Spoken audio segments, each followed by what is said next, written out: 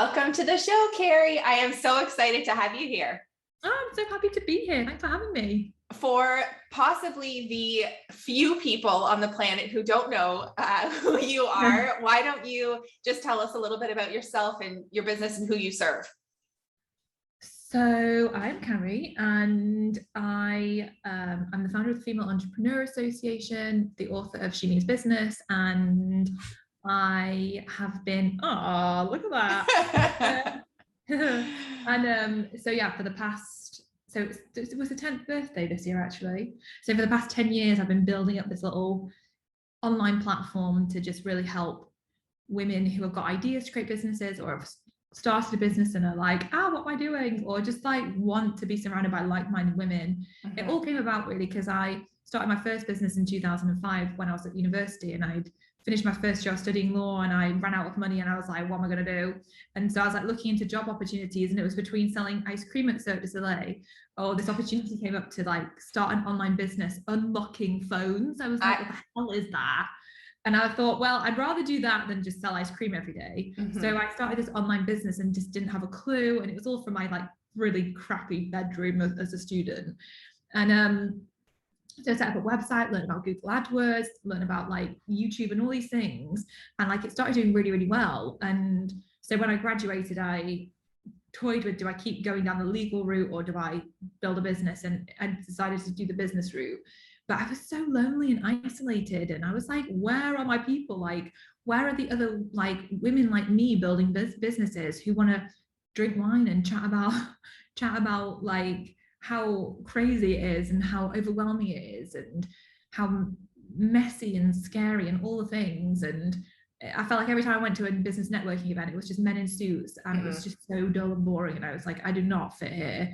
So I thought I needed to create something, but I had imposter syndrome for about 3 years because I was like, who am I to create this? And I just kept psyching myself out and just hitting the pause button. So I cannot tell you how many domain names I bought, how many websites I started to create that just gathered dust because I was too afraid to ever do anything with them.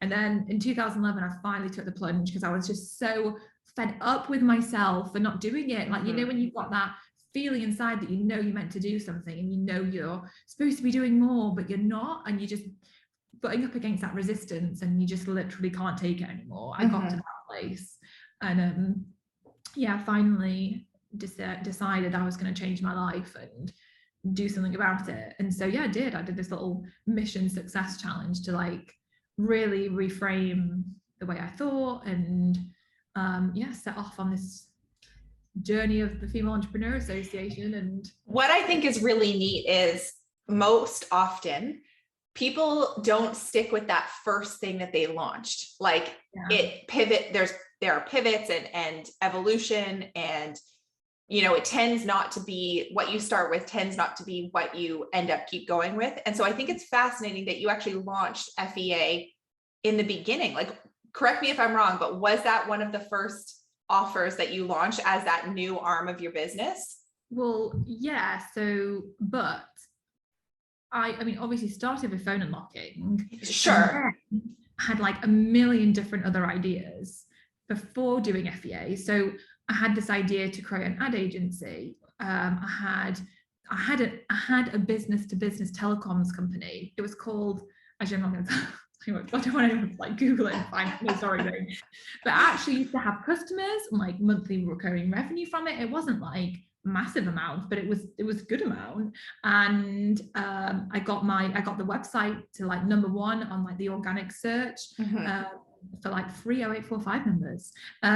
So like I was tinkering around with like all these different ideas. And then when I had the idea for FEA, I also was like, well, I also really like the idea of like inspiring and empowering like children and teenagers. And I really like the idea of like just helping everyone and anyone. So like, should it be aimed at women? Should it not? Like, I had so many ideas. But then once I'd settled on FEA, then I was literally like laser focused. I'm going to build one of the biggest platforms for female entrepreneurs.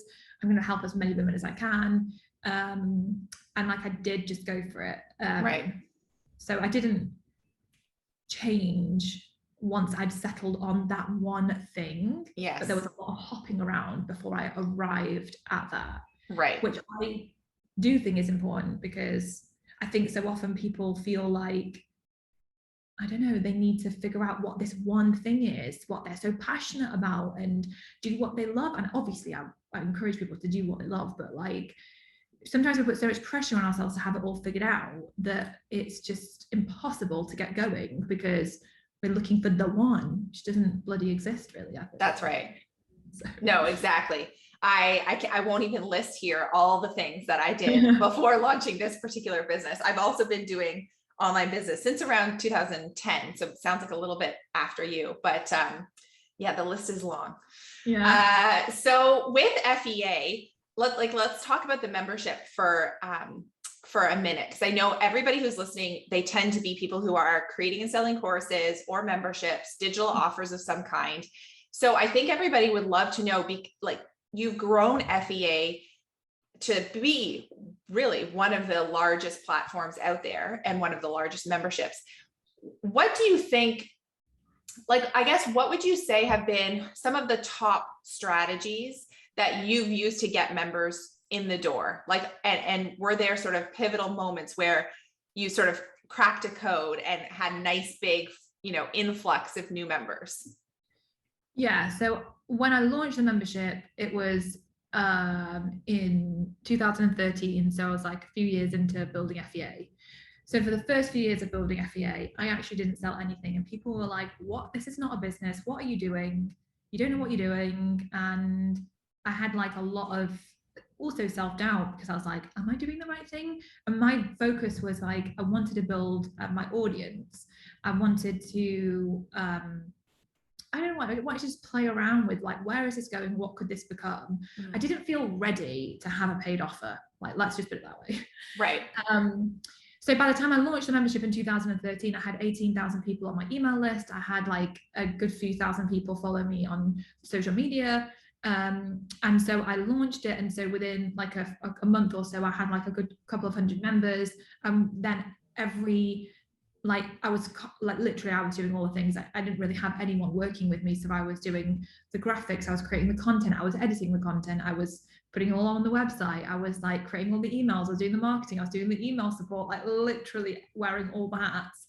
And at the end of that first year, I don't know how, but I managed to like get myself to the point where I had 1,000 members. One of the biggest things of influx was obviously the initial launch of like, hey, it's open, come and join me, something new, how exciting. And I'd built up to it. So when I knew I wanted to create a membership, I started to survey my audience, like asking them like, what would they want? Would they be interested? Like, what would they want to see? Would they pay monthly? Would they pay annually? So I had kind of like tried to co-create with them as I was going. And then in that first year, it was open all the time. And at the end of the year, I not at the end of that first year, it was slightly over 12 months, I closed enrollment, and that brought in like an influx of members. And then I closed enrollment for a few months. And then when I opened up the next time, I did a launch, and it was the first time I'd done a launch. And I did this 3-part video series that then ran into like enrollment being open for 7 days, and then enrollment closed and you could no longer join. And in that 7-day window when enrollment was open, like 1,200 people joined, and I was like, I just got 1,200 people joining in 7 days, like what the hell? So that was like a big breakthrough moment of recognizing that like sometimes doing a launch can be a powerful thing, because you build buzz and you build momentum, and it's like very, very focused. And then also there's that scarcity of like, this is closing now, so this is, you have to make a decision, you can't just sit on the fence. So that was like a big breakthrough moment. And then that year I did more launches, and we went from 1,000 members to 3,000 members in the membership. So that created like a lot of growth. And then I think as well, other things is just like I have mostly been really consistent with putting out content and like showing up online and sharing like, this is what I'm about, this is what I stand for, this is what I can help you with. And I think having that presence, like, even though my YouTube channel, like if you looked at it, you would not think I've cracked anything, because it's not like I get like hundreds of thousands of views on anything. However, what I do get, like what I found by putting content out there, especially on platforms like YouTube, where something you put out 5 years ago can still be really popular today and people can still discover it today. What I found is that I've literally put like a web of like content out there. So like people are always finding me every day from stuff I was creating 3, 4, 5 years ago.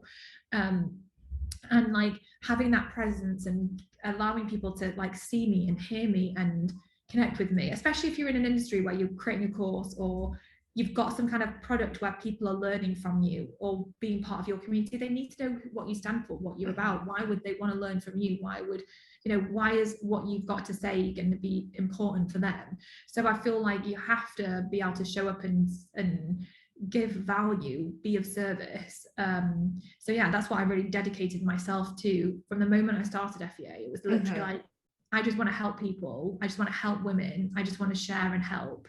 What can I do? And coming at it from that perspective, I feel like really helped me to build an audience that was engaged and then ultimately build the membership. And yeah, it's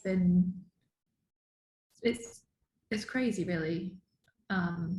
It's crazy what you can like achieve online and this level of success that you can have just by showing up and being willing to help other people and to be of service. It's amazing. Yeah, it's wild. The sky's the limit. I think what's important there for everybody who's listening is that piece around consistency, that you really continue to, not just consistency with your content marketing and putting in the effort in those early days, especially, you know, I'm sure you put YouTube videos out there and it felt like, what was the point? Or wrote blog articles and what was the point? But continuing to do it and continuing to be consistent about putting out that same offer and talking about FEA over and over and over again. Because what I see a lot, and I really try and steer clients and students in a different direction, is they launch the thing that they're really excited about. There's a lot of energy there. And then they think it's time to create the next thing and launch a different thing. And if you just really stick with it, like you need to build brand awareness around that offer. And you have created such incredible brand awareness around FEA because you have continued to talk about it. Not that you don't sort of have other things from time to time, but that has remained your core foundational offer. Yeah, definitely. And I think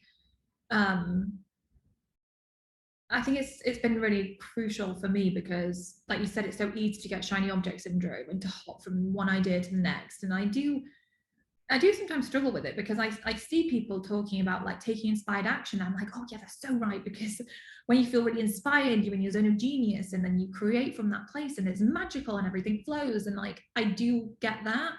But then at the same time, I'm like, focus, like where focus goes, energy flows. Yeah. And so it's like with the membership, for example, it's like, where am I trying to get to, and what's my vision? Where do I want the business to go? And it's like locking on to that vision and not getting distracted by all these other little shiny objects that are coming in my way.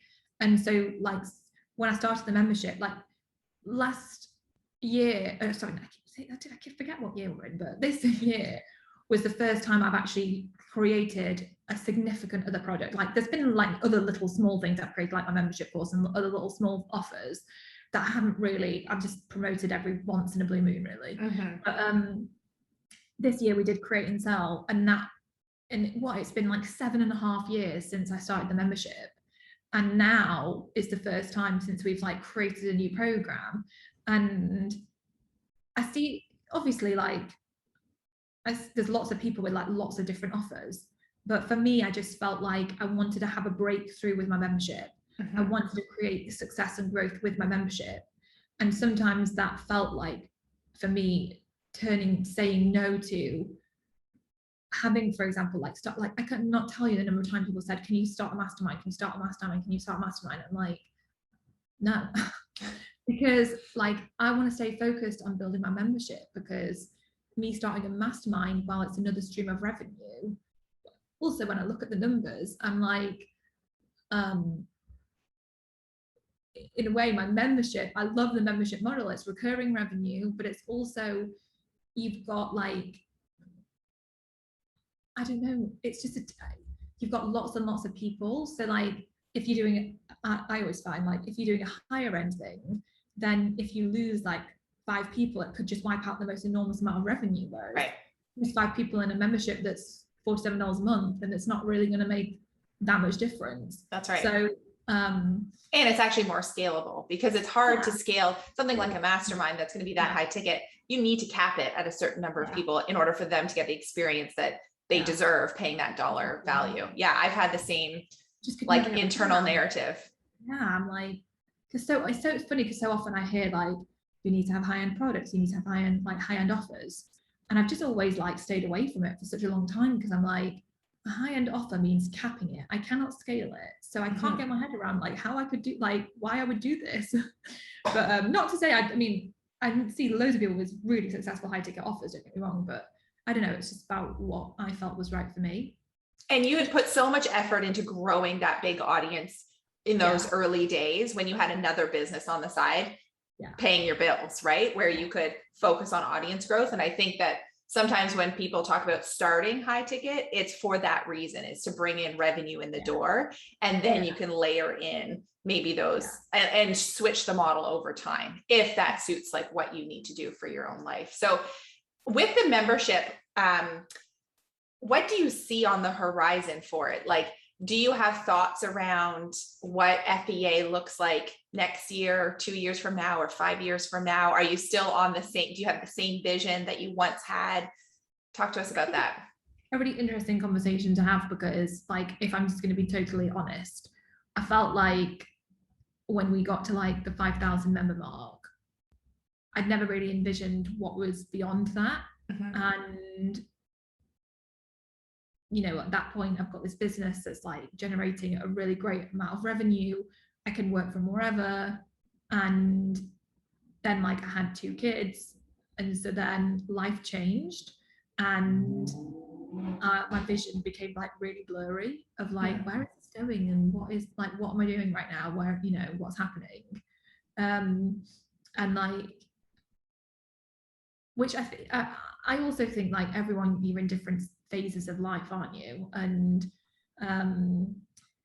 so now I feel like I'm coming out of this phase of like being a bit more what's the right word, like not laid back, but because Marley is now 1, so I feel like I'm starting to get to a place where I'm like ready to ramp it back up. So for vision for the membership, like the biggest thing I see is like really transitioning to mobile based and just being like app centric, because like when we started 7 years ago, like the way we use technology now is wildly different. And I think having that mobile experience is like really, really powerful. I don't know about you, but like I found like recently I took a parenting course and like it came with an app. I would never have finished that course if it hadn't been for that app. Never, ever. I just would not have gone on I would have not watched a single thing. And so I just feel like for me, like shifting it over to that will be really powerful. So that's what we're working on. And just recently I've just really been like going back to the drawing board and like really trying to reconnect with what my vision is for FEA, and like where do I actually want this to be in 5 years, and what is the point of it all, and like reconnecting with my own why, especially like, you know, when you have kids, you know, I think it just priorities change, like your vision for life changes. Like I used to work all hours of the day and it never felt like work because I loved it so much. But I would be up in the morning working, I'd be working till like 12, 1 a.m., 2 a.m., and I'd be just so on fire with it. And you know, when you have that level of intensity, you are just in a different zone. It's like you're just in a different place. Like you're so much more connected and in tune with the business. And it was like, I was just so one with it. And then when I had kids, I was so disconnected. I was so out of the loop. I wasn't focused on the business. I wasn't showing up for the business like I was. I wanted to be there for my, like for Casey and Marley instead. And I then it was like toying with this whole juggle between like guilt and anxiety, you know, guilt for like spending time away from them, anxiety because I wasn't doing enough work. Right. And so like going through that whole phase of like trying to handle that's been like such a weird transition. So yeah, anyone who is running a business and is also a parent, it's like it's just a different experience. But what I will say is that I am bloody glad that I have a membership site and that it is recurring revenue, which is why I really think that everyone who wants to have a membership should go for it if it's the right time for them to do it, because it's just to have that peace of mind and knowing you've got that level of recurring revenue coming in is just like the best thing it's ever. A game changer. Yeah. I wish I had figured out that whole world before I had kids, but it was having my first kid. Actually, even between first and second, I was still doing all the miscellaneous things, trying to figure out what my thing was. And I didn't actually launch my first digital offer, which was a course, until I had just had my second. But the fire under me to create that so that I could build something that felt more secure and allowed for more financial freedom was lit. And thank God he was just an easy baby. So he would be like beside me in his little bouncer while I was, you know, recording videos and trying to figure out this whole online course thing. So I think that, you know, there's a way to do it with babies at home too, and like while you're parenting, but it also gives you laser focus on, I need to be concentrating on exactly what I need to be doing to make this a success and actually have some ROI, and not, it easily takes away the shiny object syndrome because you only have a certain amount of hours in the day. Yeah.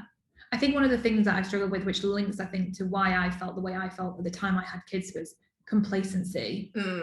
I didn't have to work. Like I didn't have, which is obviously such a blessing. Yeah. But at the same time, oddly, dare I say, a curse in a way, because when your back's against the wall, or you've got that fire to do something, you've got that level of focus, and you just you're hungry for that, and you can just make it happen.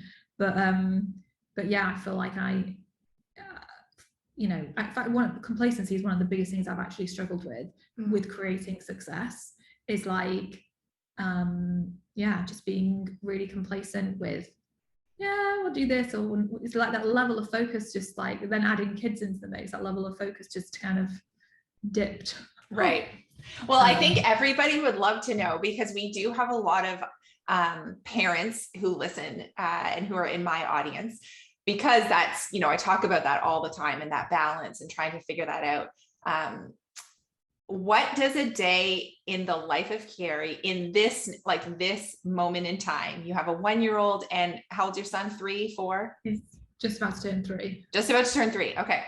So what does a day in the life of Carrie, let's say a weekday, look like right now? So Casey wakes up at the bloody crack of dawn. This morning he was up at like 5 o'clock or something stupid. I tried to like draw it out for as long as possible before getting out of bed. So he wakes up early, and so in the morning he goes to nursery full day on Monday, half a day on Tuesday, full day on Wednesday, half a day on Thursday. And so in the morning I spend dedicated time, one-on-one time with both Casey and Marley, even if it's 10 minutes, but like between 10 minutes to 30 minutes I'll spend dedicated one-on-one time with them after they've had breakfast and we're dressed and ready, where I'll just play with them. Because what I was finding is that, like, if I didn't have that time when I saw them in the evening when I was home from work and he was back from nursery, well, it's dinner time, and then we're all spending time together as a family. We might go down to the field or the park, and then it's bath time. And, you know, before you know, at the end of the day, we've not spent time with each of them one-on-one. And I felt so guilty. And so having that one-on-one time and that structure has been like a really big game changer. So I do that. So that means potentially getting to the office at like 9:30, 10 a.m. because I don't even know how we get up so early, but it just like drags out. I don't even know how. So get to the office at 10, and then in the office until usually like 5:30, and then either I'll go and pick up Casey from nursery if he's in nursery, or I'll just go home. Sometimes Kellen, my husband, drops me off here and picks me up, which is nice. But yeah, and then when I'm here, I'm just like focus, like every day is different, but it's nice because obviously the team's here. So it could be like just having like random like brainstorming chats and like conversations that are just spur of the moment conversations that just help with like creativity. And especially like at the moment I'm trying to like figure some stuff out because we've got a new platform coming for the members club, and like just chatting about like what can we do and all these different ideas. And it's nice to be in this space to collaborate and to chat about it all. I also love the fact I can get here, because if I was at home and Marley is at home, I would just be so distracted. So I'm really grateful to have this space. And then, yeah, so it depends on what day of the week. So like every Monday we have like a team call with like the whole team, because we've got some virtual people too. Well, not the whole team, but the core team. And then mostly like this week I spent a lot of time writing copy.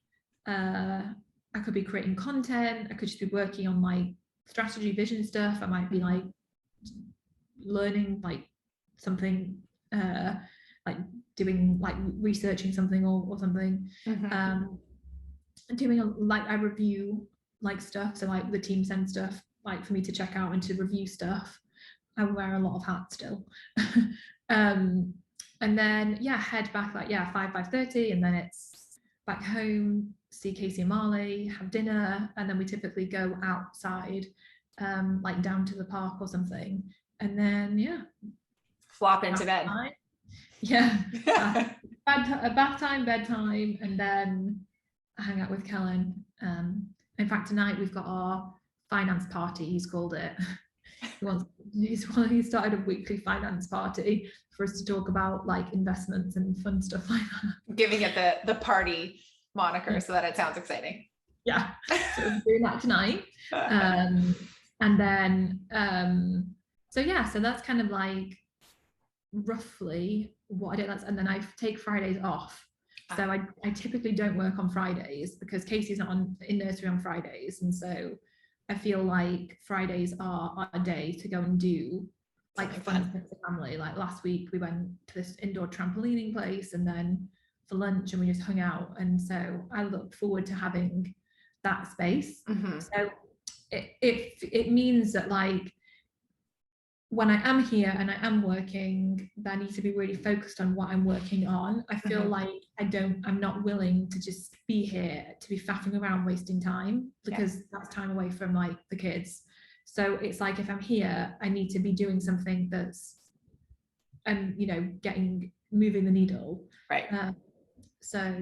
And to allow you to disconnect and not think about things Friday, Saturday, Sunday. So you can really feel like you cleared your decks. Yeah, because in the past, especially when it was just me and I didn't have kids and everything, I never take time off. I worked all the time. I worked the weekends. I never shut off from work. Whereas now I actually can. Like I can take a Friday off in the weekend, and then I'm literally not thinking about work. I'm not checking anything. I'm not doing any of that stuff. But it's taken a long time to get to here, but it's also odd that like I still feel like it's great, but then I don't know what it is. It's like, am I working enough? It must be like my own internal beliefs from like growing up, and of like you need to work really, really, really hard if you want to be really, really, really successful. And while you're showing up 4 days a week at like from 10:30 till like 5:30, it's not really that many, you're not really working that hard. So I think I have like this internal like dialogue still around it that I definitely battle with. I think the balance sounds nice. And I think that having that office outside of your home seems really ideal too, so that you can carry the entrepreneur hat on and then take it off.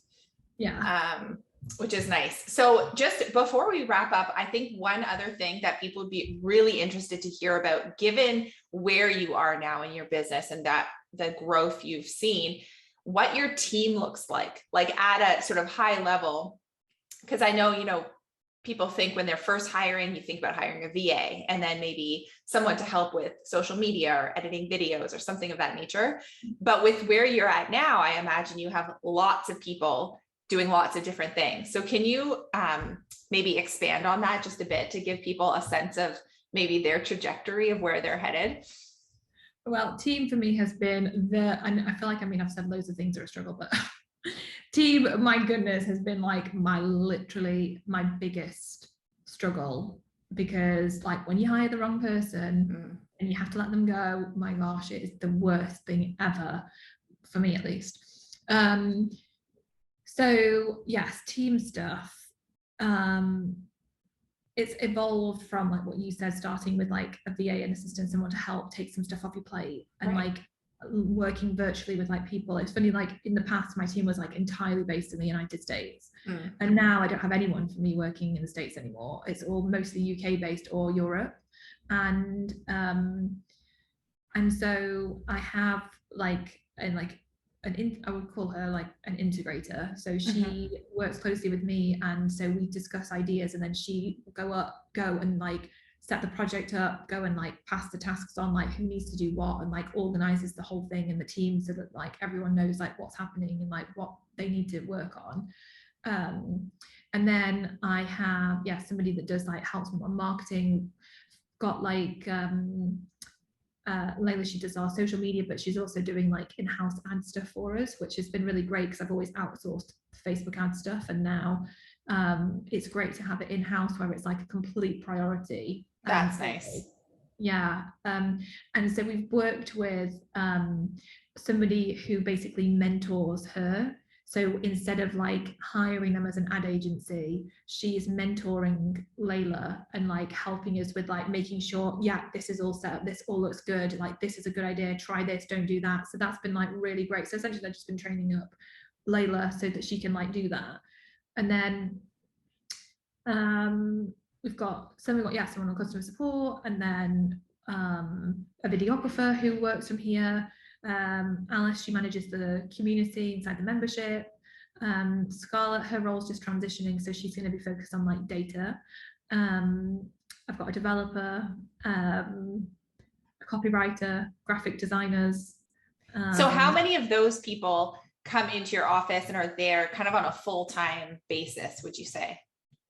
Layla, who does our marketing and ads, is in full-time. James, who is our videographer, is in.